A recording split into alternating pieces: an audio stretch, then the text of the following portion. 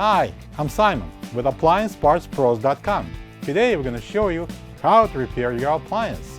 Are you ready? Remember, anytime you work on your appliance, make sure it's unplugged or the circuit breakers are off so there is no chance of electrocution. In this video we'll show you how to replace the lower crisper pan cover in a Frigidaire refrigerator.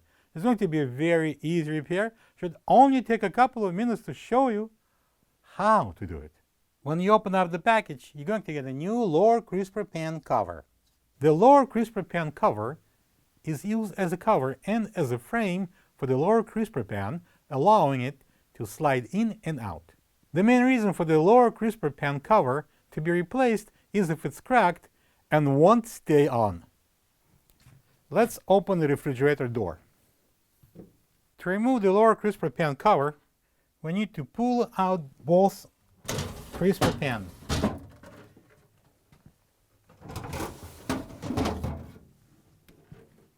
Next, we're going to remove the cover glass by pressing the front end up and then sliding the glass out. Push up the front end and then slide out the rear.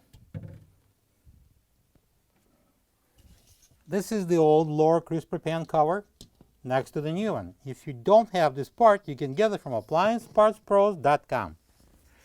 To install the new lower crisper pan cover, we need to slide these two slots at the rear portion of it over the two pins at the back. And then we're going to lower it down on the front pins.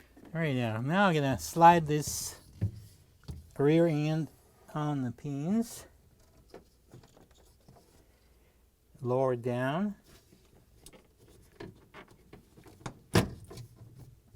And lock on the front pins. And next we're going to install the glass. Support it from underneath and lower it down. And now we need to slide the lower crisper pan in, followed by the upper crisper pan. And now we can close the door. Plug the fridge back in and make sure it's cooling.